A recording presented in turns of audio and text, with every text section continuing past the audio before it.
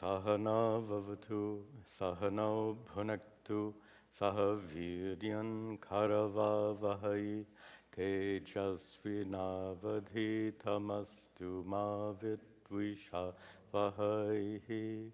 Om Shanti Shanti Shanti Chaitanyam Sarvagam Sarvam Sarvabhutaguhashayam Yat Sarva Vishayatitam Tasmai Sarvavide Namaha. Oh, good. Welcome back. We continue our study of this 14th chapter, Swapna Smriti, Swapna dream and Smriti memory. The next verse is going to come right back to that.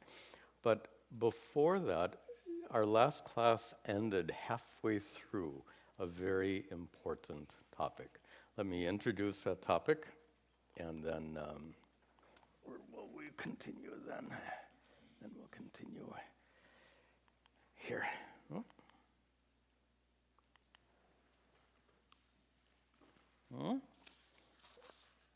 4, 3, 4.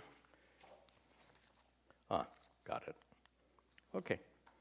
So we'll return to this verse after this important topic. We were talking, and we've talked in, I think, 2 prior classes about what can be called a conundrum. I wouldn't call it a paradox, because there is a way of understanding it.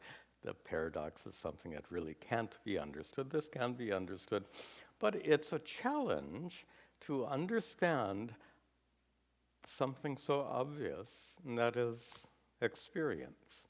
How can experience even take place? We know it does. We're having this experience right now. Here's the problem. In fact, this is an age-old problem. I mentioned before, back with Descartes, hundreds of years ago in Europe, what he called the body-mind problem. How do the body and mind interrelate? Remember, brain function wasn't understood in those days. So not like it is today. So that mind-body problem was well known in the time of Descartes. Today, science continues to struggle with it, but they have redefined it in terms of brain and consciousness. How does consciousness arise from the brain? It's basically the same problem as Descartes faced. And in Vedanta, we have exactly the same issue, but again, we frame it different. Instead of saying brain and consciousness, we say mind and consciousness. But please recall that in Vedanta, we consider mind to be a substance made of subtle matter, as opposed to the brain, which is a substance made of physical matter. So it's not unlike the problem faced in science. And the issue here is suffering lies in our experience. And as you've heard me say many times, Vedanta is not a philosophy. Vedanta is a solution to the problem of human suffering. Suffering is clearly in our experience, so we had better understand the locus of suffering, which is experience. So that leads Vedanta to confront this same problem. And the problem is, how do two things which are so utterly dissimilar, how do they interact? And here, when I say utterly dissimilar, knower and known. And this is a little conceptual, and this actually ends up being a big deal for Shankaracharya in the introduction to his Brahma Sutra Bhashya. But consider that all experience is the knower meeting the known. That's our definition of experience, or that's a good definition of experience. Exactly how does that take place if the known is somehow material and the knower is non-material? This is it. How does the non-material knower interact with the material known? Everything in philosophy and reasoning and science says that two things which are alike can have a relationship. Two physical things can have a relationship. Two subtle things can have a relationship. But between two utterly dissimilar things, it's really hard to explain that relationship, yet that relationship exists. So this, I want to apologize. That's a very philosophical description of a problem.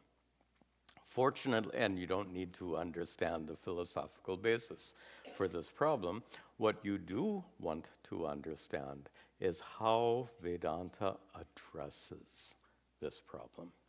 And it addresses the problem by explaining our experience. And it explains our experience in a twofold way. So something which is hard to understand directly can be better understood through a model, a description, an example. For example, scientists struggled to understand why light sometimes behaved as particles and sometimes behaved as waves. So scientists created two different models that describe mathematically the way light behaves. And these two models are entirely different. Well, in Advaita Vedanta, we actually have more than two, but we'll take the two primary models. I'll go to the board now. The two primary models that describe how there is an interface between knower and known. In this case, the knower is consciousness. The known, in this case, from a Vedanta standpoint, is mind. That's our orientation. So how is your mind known to you? How does consciousness interact with mind? There's a problem, the philosophical problem I referred to. And in the prior class where we left off was discussing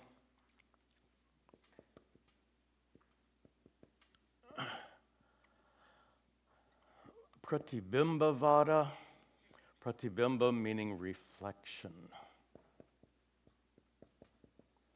And for that pratibimba-vada, which we've used here many times, we use a metaphor of the sun shining on a bucket of water, where the bucket represents your physical body, the water within it represents your mind, subtle body. Notice how the water takes the form of the bucket, just as the subtle body fills the envelope of your physical body.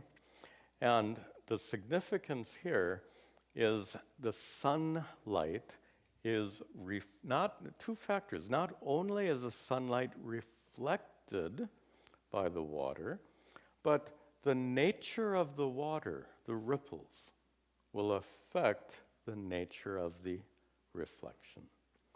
Reflected consciousness is experience. That's it. The incident, remember in physics they use incident and reflected. The incident light here represents consciousness. Let me use the word chit. So, consciousness, chit, is reflected by the mind, and the nature of the mind affects or conditions that consciousness, and that reflected consciousness is what we call experience. Reflected consciousness or experience is what? It is consciousness conditioned by the mind. Now, we went over this last week, but it was necessary to really establish this clearly today before we continue. Every metaphor is defective. We've had this discussion before. This is a metaphor. It has lots of defects. The most obvious defect of this metaphor is its duality. Notice that the sun is as real as a bucket and water. They're all of the same order of reality. Now we can try to explain away that duality by saying, well, the sun the sun exists before the bucket and after the bucket, before the water and after the water, so the sun is more real. And that's a fine intellectual explanation, but it's very unsatisfying. So there is another metaphor used to address this apparent duality and still show how consciousness gets conditioned by the mind. This is called Advaita Vedanta. Avacheda means conditioning. Actually, avacheda, conditioning. Yeah, conditioning. Vada means doctrine or teaching or model. And in this Avacheda Vada, we consider consciousness to be like water, pure water, and perhaps wave-free water, still water. That still wave-free water would represent your experience in deep sleep, represent your experience perhaps in samadhi, a state of perfect stillness, which is clearly not your condition right now. So what is our condition right now in a waking state? And of course in dream state, which we'll come back to the verses in just a moment. So here in Avacheda Vada, suppose there is a wave in the form of an object. I'm a terrible artist, but suppose there's a wave in the form of a pot. How's this? Pretty bad. Anyway, it serves a purpose. This is a wave in the form of a pot. What is this wave made of? So remember, the water represents consciousness. So the content of the pot is consciousness. Now the key to understanding this metaphor is very simple. Whatever you experience is consciousness. And as we discussed before, in the absence of any conditioning, you experience pure consciousness in deep sleep and perhaps samadhi, and that's not an normal experience, but normally our experience is conditioned, our consciousness, I should say, is conditioned by whatever we see, hear, taste, touch, or smell, conditioned by our thoughts, conditioned by our emotions. So whatever appears in the ocean of consciousness is known. Now, whatever appears means there has to be a form. So think of formless water taking the form of a pot. Whatever is in the water is known, consciousness, and when water takes the form of a pot, that pot is revealed. When consciousness takes the form of a pot, that pot is known in your experience. This is Avacheda Vada. The significant difference here, there's a similarity and a difference.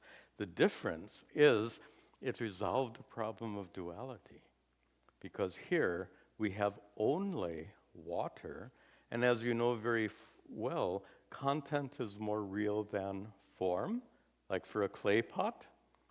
So for a clay pot, the clay is the real thing. Pot is just nama rupa, comes and goes. Same is true here. Water is the substance. This form comes and goes. So the problem of duality here is resolved. Right now, and by the way, this is such an important teaching. Right now in your experience is duality. Who can deny that? But if you reflect on this, wrong word. Consider this.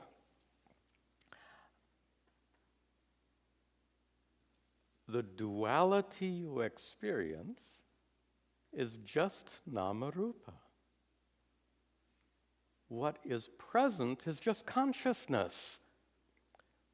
Consciousness in your experience right now, consciousness is real, and all of this other stuff is just nama-rupa, which means non-duality is present in your experience right now as the consciousness, not as the, all this stuff out here, but just as consciousness. Notice, water doesn't become dual due to the addition of the pot. It's still one water. In the same way, your consciousness doesn't become dual when you experience lots of different things. This is a little bit of a tangent, but this metaphor just happens to show so vividly how there's no conflict between your experience of duality and the reality and the truth of non-duality. Both are true. You experience duality, but the essence of that experience is non-dual consciousness. So the difference between these two metaphors is mostly that the Avachedavada resolves this apparent conditioning. But there's an important similarity also. And that is the result of Avachedavada says your experience is conditioned consciousness, right? Avacheda means conditioning. And here the water is formless water, is conditioned by the pot. Formless water takes the form of a pot.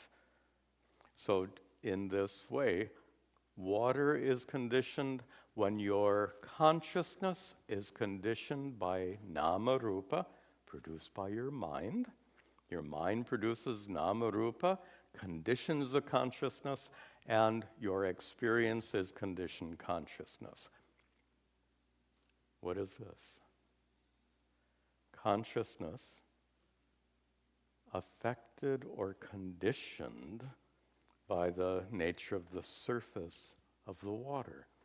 The point I'm making is the mechanisms are different. The results are the same. Conditioned consciousness. Experience is conditioned consciousness. Conditioned consciousness is non-dual consciousness plus nama-rupa. And that's what you're experiencing right now. That's the only thing you can experience. And that's what both of these metaphors, we call them drishtanta in Sanskrit, both of these drishtantas then explain how your consciousness gets conditioned.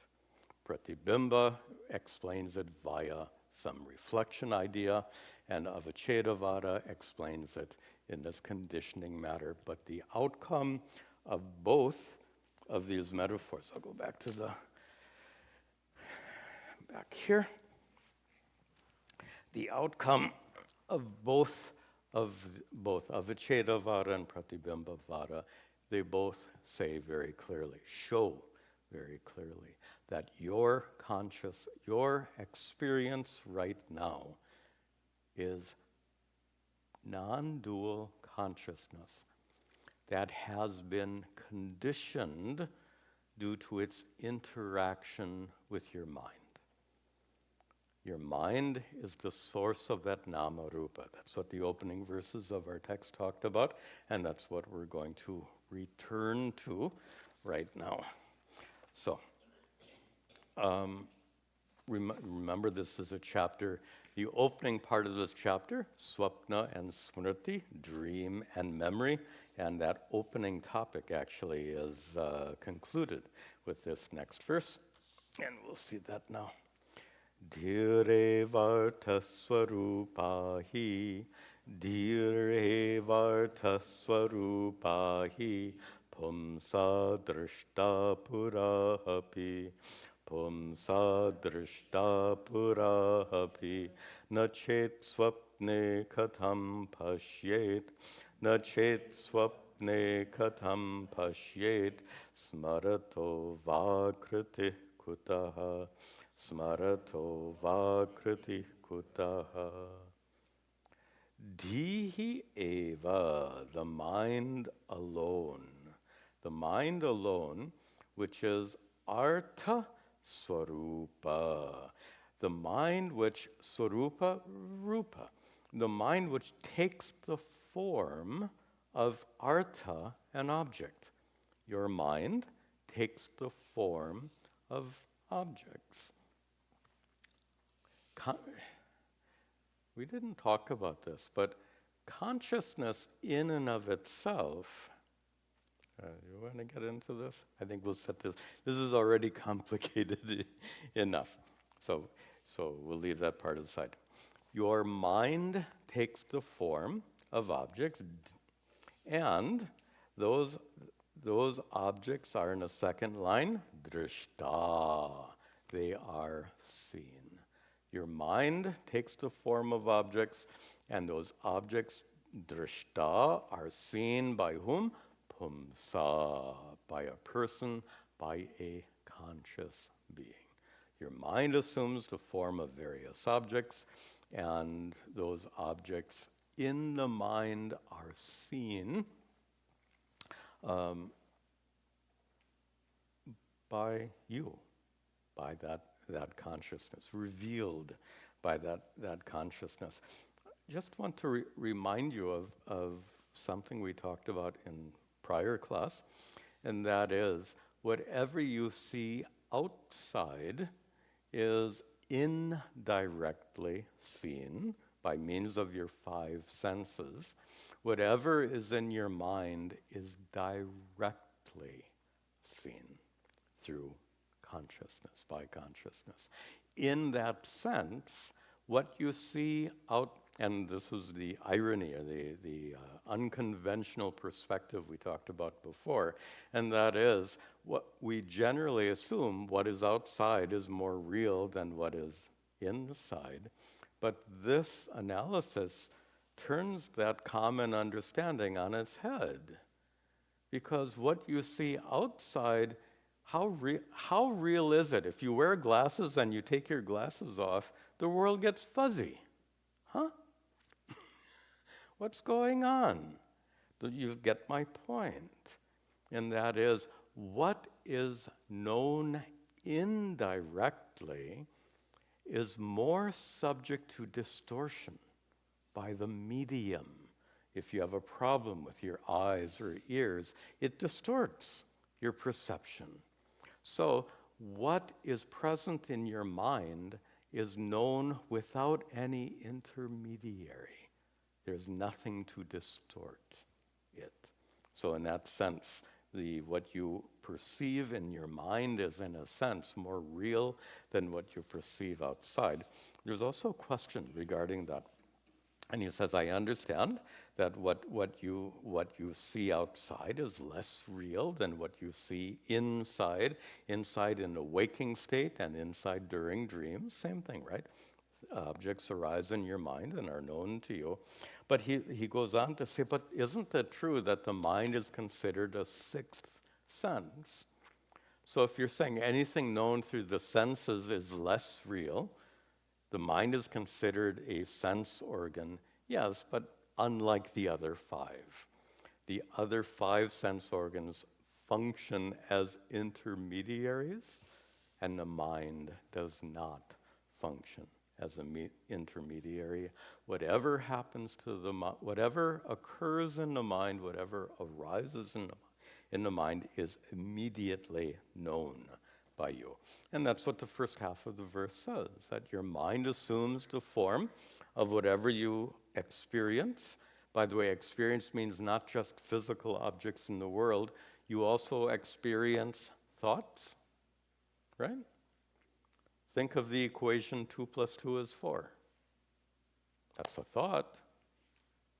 And that thought is known to you, not unlike the manner in which my body sitting here is known to you. It arises in your mind, and your emotions too arise in your mind.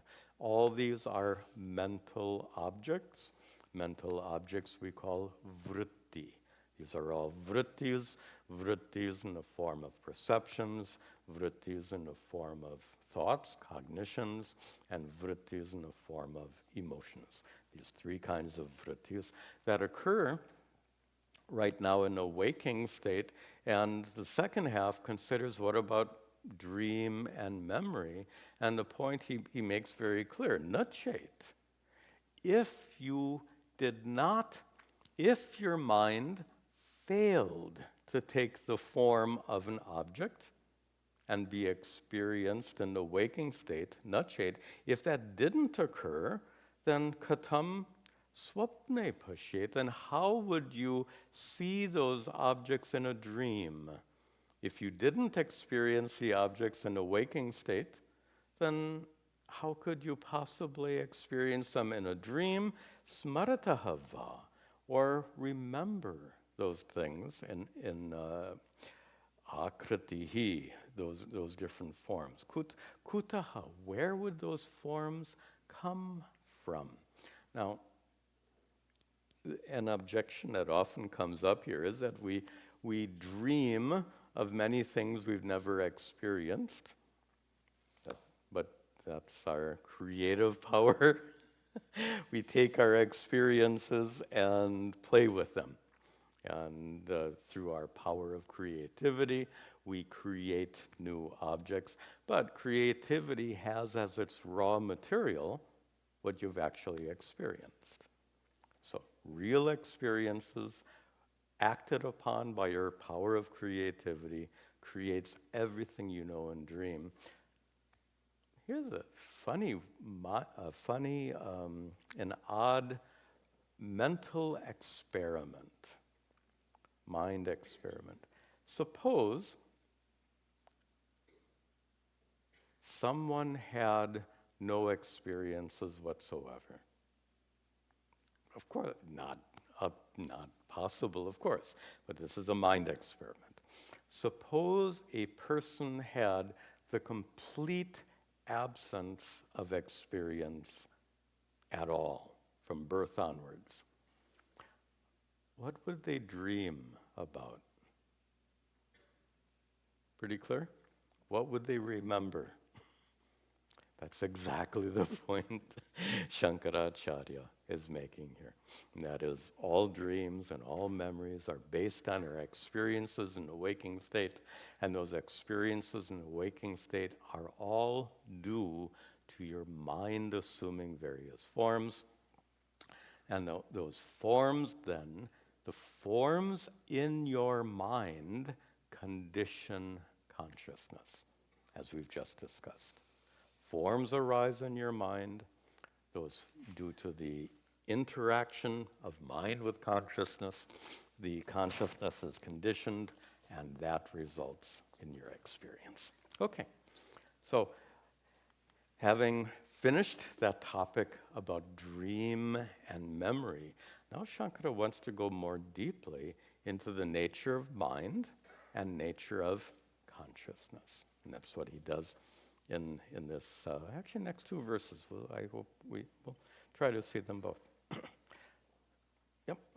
Vyanjakatvam tadevasya, Vyanjakatvam tadevasya, Rupadyakara drishyata, Rupakara drishyata, Drashtritvam chadrishestadvata, Drashtritvam chadrishestadvata, Vyaptisyadhiyahudbhave, Vyaptisyadhiyahudbhave. Sounds like Shankara. There's a certain style to his language, and this is so obvious, Shankara's language. Scholars argue about many of the other texts attributed to Shankaracharya, like Atma-Bodha, Viveka-Chudamani, all of these texts. And many scholars will argue that they are not Shankara's work, both based on the content and based on the language. No scholar would ever question that this is Adi Shankaracharya's work. It is just so clearly his language, his thoughts. And I think it's wonderful for us to have this opportunity to go very deeply into his thoughts. So, Vyanjakatvam tat eva asyaha, asya, of the mind. So what is the nature of the mind? The asya, the nature of the mind, in the second line, rupa adi akara drishyata. The nature of the mind is to take the form of whatever object, rupa means form here, whatever form is seen, whatever object is seen, the mind assumes that form. And we've talked about this now for several classes. So what is the nature of the mind? The nature of the mind is to assume the form of whatever it is you're experiencing, and in that way, your mind has the quality of vyanjakatvam. Vyanjakatvam means making something apparent, making something known, making something accessible.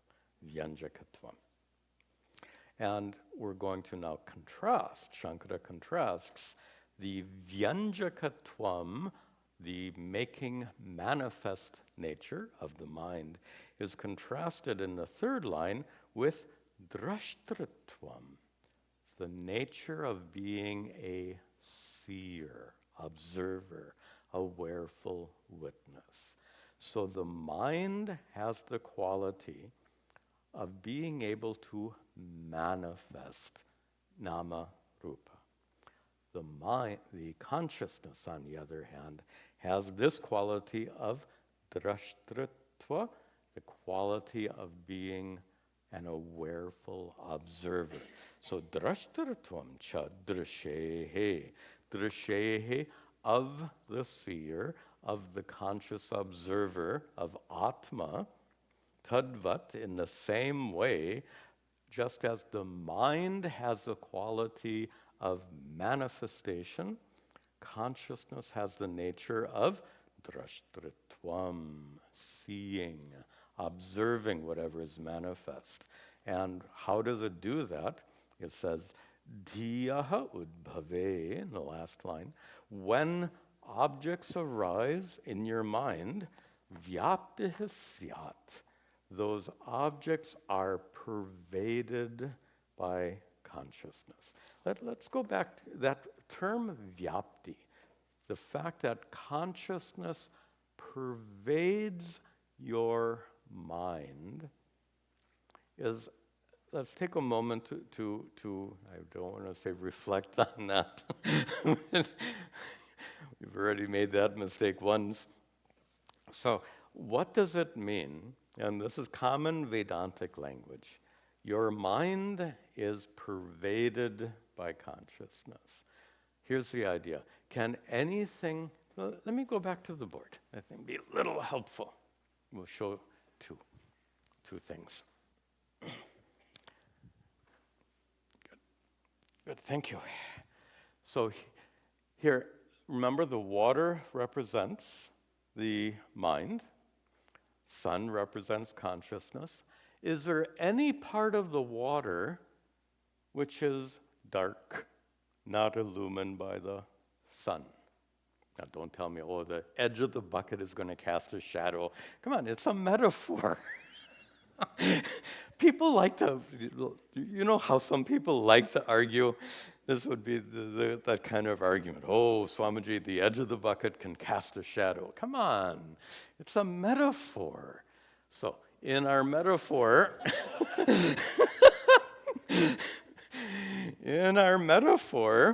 the entire surface of the water is illumined by the sun. That represents how everything in your mind is illumined by consciousness. Now, there's this term subconscious or unconscious, which is used by psychologists a lot. But when you say subconscious or unconscious, it means they're not conscious. They are not present in your mind right now. They can bubble up into your mind. You know, we can say like from memory or from past hurt. That hurt is remembered, and that past hurt can cause thoughts, emotions to emerge into your mind. But as long as those memories and hurt are unconscious, as long as they are in the subconscious, they are not present in your mind at that time. So don't get confused by this unconscious and subconscious stuff. Whatever the entire surface of this water is illumined by the sun, the entire contents of your mind are illumined by the so-called light of consciousness. Now, here's the second metaphor. If whatever, remember this water represents your consciousness. Is there any wave that is separate from water? I know that sounds funny. Of course. By definition, every wave is water. Every thought is conditioned consciousness. I'll do that again.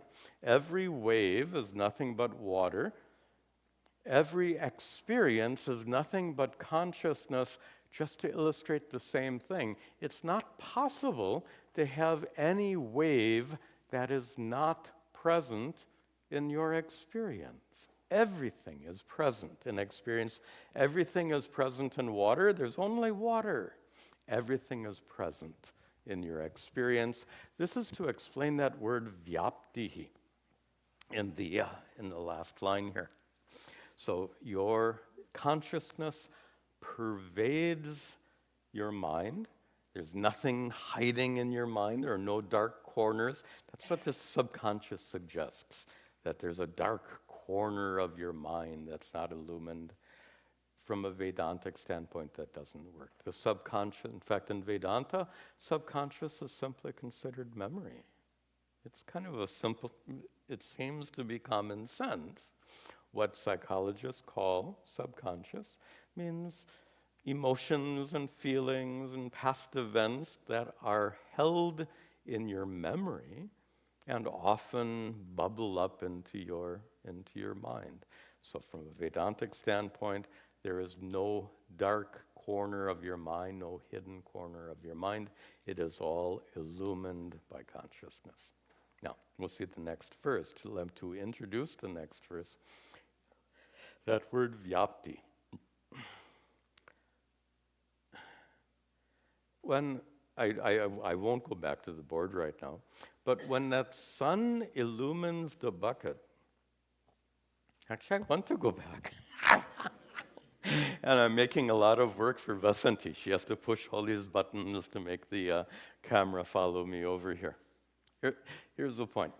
The sun illumines this the water in this bucket. Okay. Suppose there's another bucket with more water. Will the sun not illumine that bucket? Is the sun somehow confined to shine only on one bucket? Of course not. So if there's a second bucket, there's a second reflection. If there's a third bucket, there's a third reflection. If as many buckets of water there are that many reflections. Now I think that'll be it for the board. Good. So that means that the consciousness that illumines your mind is not stuck inside your head. Think about it. For consciousness to get stuck, it would have to be like a physical substance. Your brain is stuck inside your head, and that's a good thing. Keep it. We should keep it there. We can say that mind, if we understand mind to be the result of brain activity, by the way, Vedanta, I think there's no conflict whatsoever between Vedanta and science. Vedanta may explain it differently, but science's explanation is perfectly fine to say that the mind is the result of the activities of the brain, no problem. But then if the mind is a property of the brain is stuck inside your head, your mind is also stuck inside your head from a scientific standpoint. Vedanta treats it a little differently, but from a scientific standpoint, we can say that your mind is stuck inside your... Again, Vedanta treats it very differently. Remember their explanation of eyesight? Your mind goes out through your eyeballs, reaches the distant object and comes back. So that's a Vedantic explanation.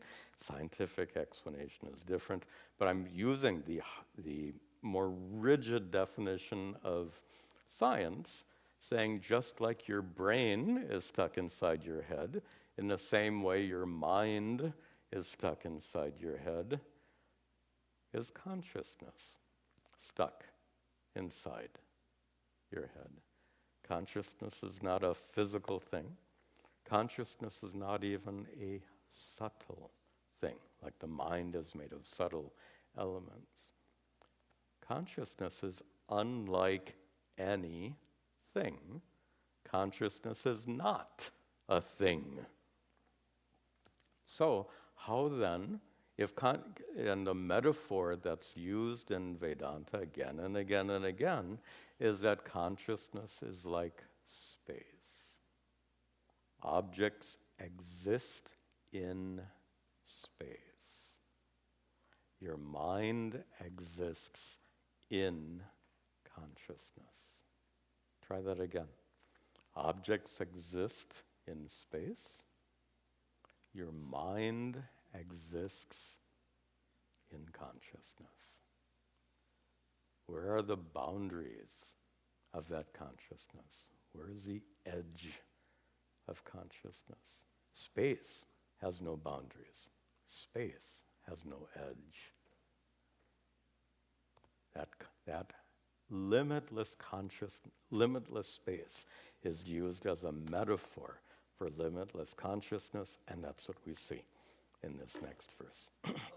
Chinmatra jyotisha sarvaha, Chinmatra jyotisha sarvaha, sarvadeheshu buddhaya, sarvadeheshu buddhaya, maya yasmat prakashyante, maya yasmat prakashyante, sarvasyatma tato hyayam, sarvasyatma tato hyaham. I misspoke. Good. Look at the last word of the first three lines. Sarvaha, all. Buddhayaha, all minds. Prakashyante, are illumined. all minds are illumined. What kind of mind? Second line, sarva deheshu, in all bodies. Like in our metaphor, in all buckets. So water in one bucket, all waters in all buckets. So here, sarva deheshu buddhayaha, all minds located in all physical bodies, prakashyante, are illumined by what? First word, chin-matra jyotisha. The word chit, consciousness, becomes chin due to rules of grammar. My Paramaguru's name, Chinmayananda. That Chinmaya, Chit-maya, made of chit. But here, Chin-matra, Chit-matra, consciousness alone. Chin-matra, consciousness alone, which is Jyotish, which is light. And here, Jyotisha, by the light of pure consciousness. By the light of pure consciousness, sarvaha buddhayaha, all minds, prakashyante, are revealed. The consciousness present, let me use different language today. The consciousness, in fact, I've never used this language. Try this. I think this is good. The consciousness in which my mind exists and the consciousness in which your mind exists is one and the same consciousness. That works nicely. Again, think of consciousness as being like space, all-pervading. Your mind exists in that all-pervasive consciousness. My mind exists in that all-pervasive consciousness because your mind and my mind exist in consciousness. They create conditioned consciousness. Pure consciousness, interesting. Pure consciousness has no experience. Why? There's no conditioning factor. Your mind creates conditioning. In the absence of mind, there's no obvious. In the absence of mind, there's no experience. In the absence of mind, there's no conditioned consciousness, to use our Vedantic terminology. So in this infinite field of pure consciousness exists your mind. Your mind conditions that consciousness and gives rise to your individual experience. My mind exists in that same limitless field of consciousness. My mind conditions that consciousness and gives rise to my individual experience. Notice that even though consciousness is universal, your mind is separate from my mind, which is why we can't read each other's minds. Makes sense. So, what is the conditioning caused by your mind is your experience. The conditioning of consciousness caused by my mind is my experience. But the important message here is there is but one consciousness that illumines all minds. And then here's the something really significant, where Shankara says that all minds are illumined by that one all-pervasive consciousness, and then he drops in at the beginning of the third line, by that consciousness, maya, by me. He identifies himself with all-pervasive consciousness. Shankara says, and I have to paraphrase, he's following some grammatical rules which don't lend themselves so well to English expression, but we can put some words in his mouth and say, Shankara here is saying, I am that consciousness which reveals the activities of all minds. I am that all-pervasive field of consciousness in which all minds exist. So he brings it into the first person here.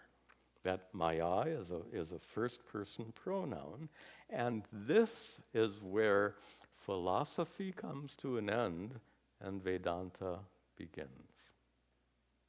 If we stopped before that word Maya, it would be like philosophy. We're discussing how there's one infinite consciousness, and that one infinite consciousness is reflected in all minds and conditioned, and we can describe that conditioning through this Pratibhimbavada and Avachedavada.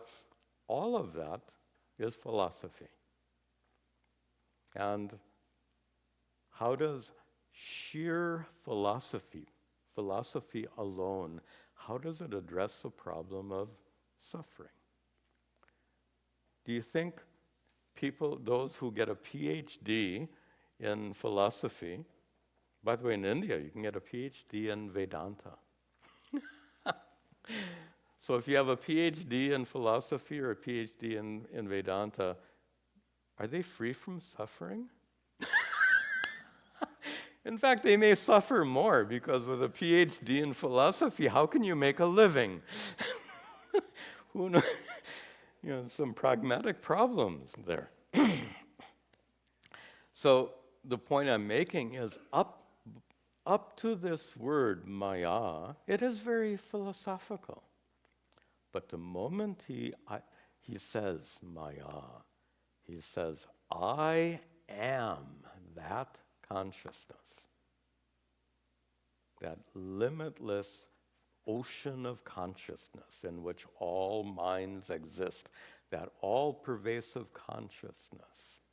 I am that. This is where it ceases to be philosophy, and it truly becomes Vedanta here. Vedanta specifically as a teaching which can address the problem of suffering. And then he concludes then in the second half. He says, Yasmat, because I am that light of consciousness which illumines all minds.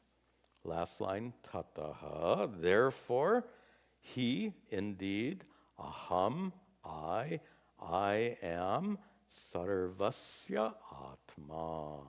I am the atma of sarvasya. I am the atma of all. Atma here in the sense of true self. True self is what? That unchanging consciousness by which you know all the changing conditions of your mind. When Shankara says, I am that consciousness, he's speaking here as guru, and as a role model is not the right idea, but as a Shankara is sharing his experience, his perspective, his wisdom with his students, and hundreds of years later he's sharing it with all of us. When Shankara says, I am that consciousness illumining the minds of all, for us as his students, I think that's an accurate statement. We are all students of this great teacher. And when our teacher says, I am